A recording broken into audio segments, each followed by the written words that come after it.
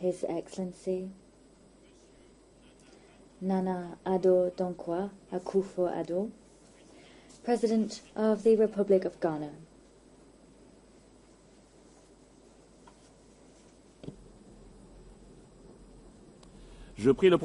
I request protocol to escort His Excellency.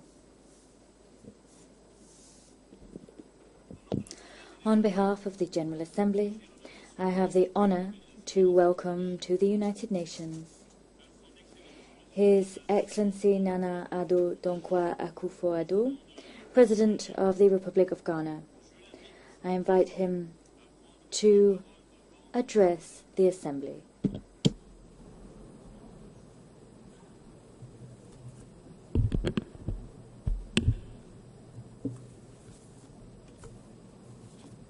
Mr. President, Your Excellencies, it has been 60 years since my country, Ghana, became a member of this organization.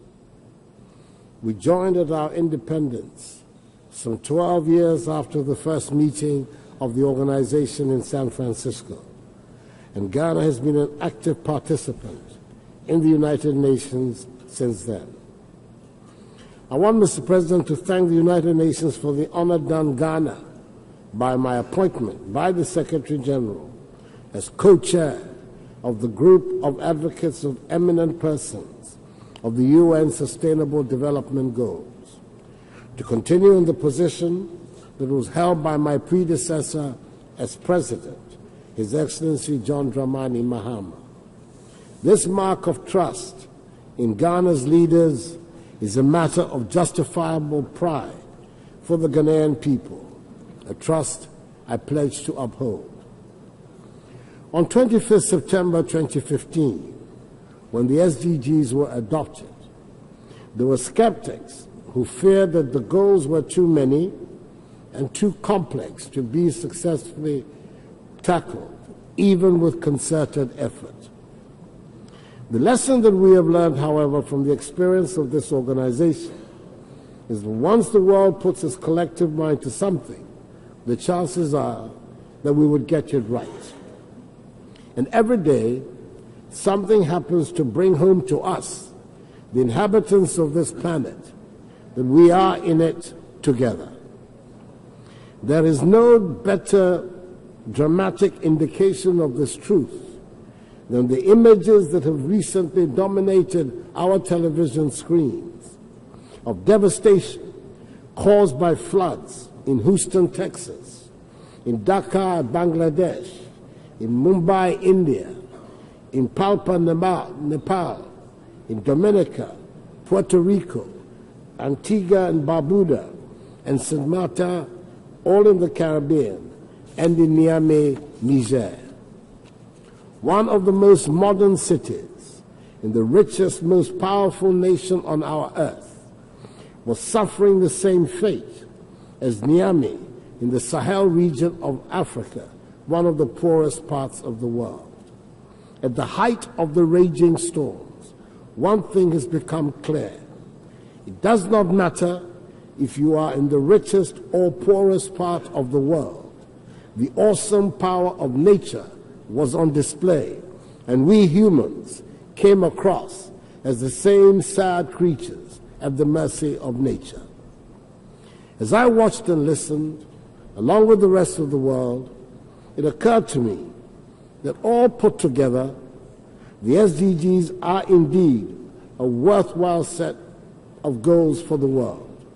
They bear repeating: no poverty, zero hunger, good health and well-being, quality education, clean water and sanitation, decent work and economic growth, industry, innovation and infrastructure, reduced inequalities, sustainable cities and communities, responsible consumption and production, life below water, life on land, peace, justice, and strong institutions, coupled up with the partnerships for the goals.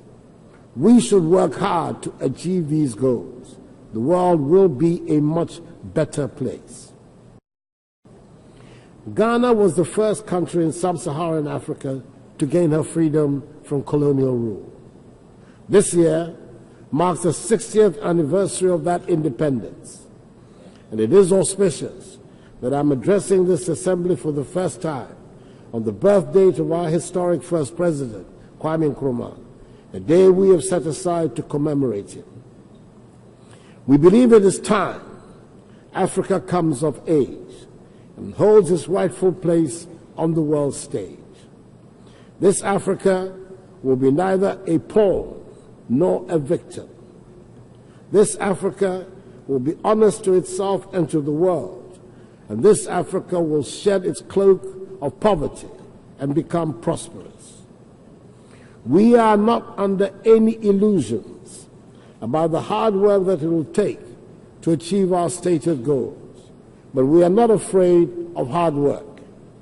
We know that a critical ingredient in making sustainable economic progress is to ensure a stable democratic system of governance. I believe we're making this progress in Ghana.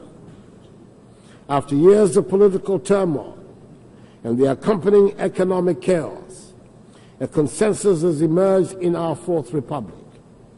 We have had political stability for the last 25 years under a multi-party democracy where regular elections are now an accepted feature of our governance. I'm here today because of elections last December in which the people of Ghana voted out an incumbent government and gave me and my party the mandate and honor to govern our nation for the next 4 years. We continue to be a beacon of democracy and stability on the continent. Our institutions of state are growing stronger, and we have made more progress with our economy than at any time since independence. Mr. President, we are nowhere near where we want to be, but we are determined to realize our potential and make Ghana a prosperous nation. There will always be adventurers amongst us Ghanaians who would want to seek challenges in different parts of the world, and we will wish them well and expect that wherever they go, they'll be welcomed and treated with dignity. But we are working to grow our economy and open up opportunities for all our citizens. No longer should Ghanaians feel they have to subject themselves to the intolerable and inhumane conditions of crossing the Sahara and drowning in the Mediterranean in the hope of making a living in Europe. We've just started the free senior high school program, which aims to guarantee secondary education for all of Ghana's children. This program will ensure that all our children will be educated to at least secondary level, and money, or the lack of it, will no longer mean a denial of education. This has already led to an increase of over 90,000 children who have entered secondary school this academic year, who would otherwise have dropped out at this stage. SDG 4, which aims at ensuring inclusive and equitable quality education and promoting lifelong learning opportunities for all, will be within our reach by the target date.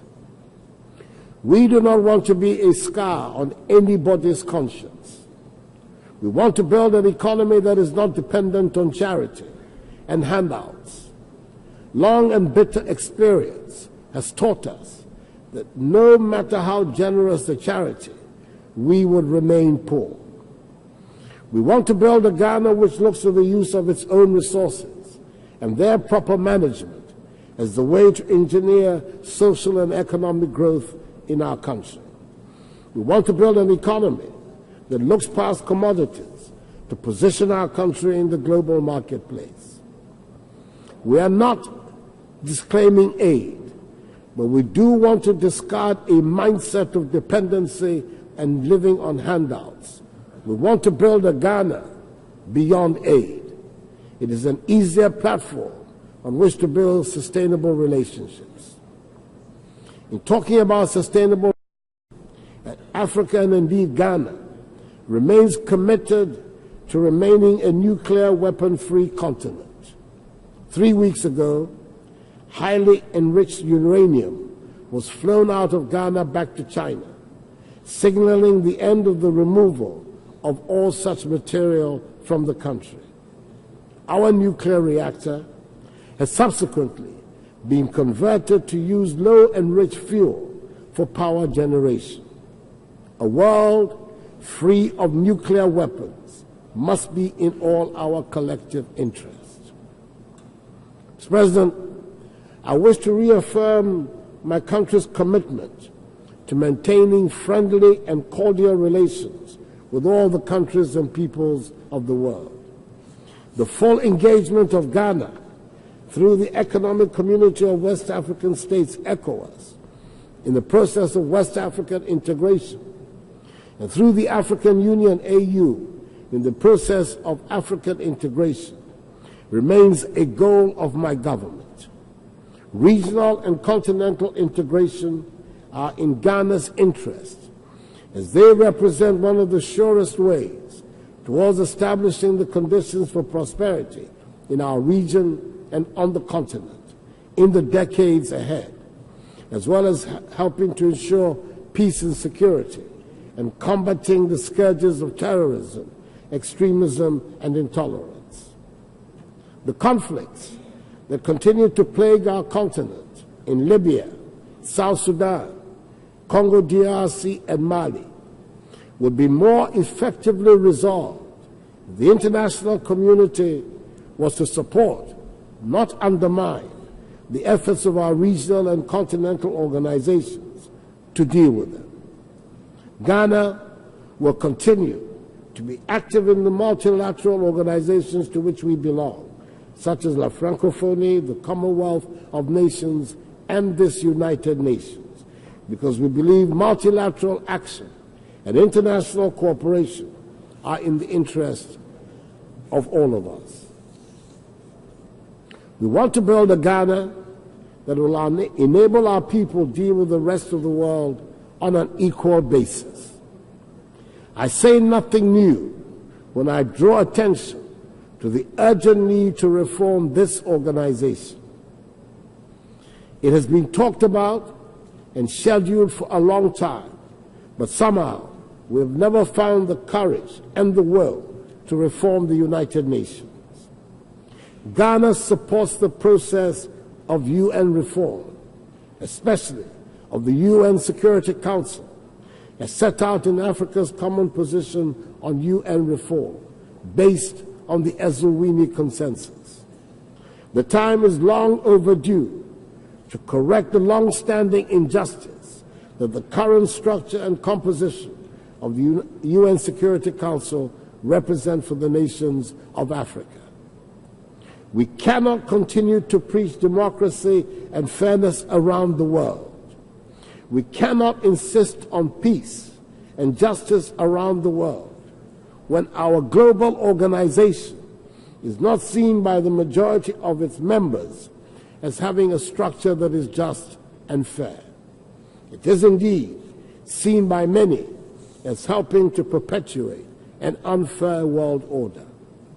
This organization provides the best vehicle for the world to manage its many varied problems, and we would undermine its credibility and fail in our duty if we do not reform the United Nations. We dare not let ourselves and future generations down. The time for reform has come. I thank you very much for your attention.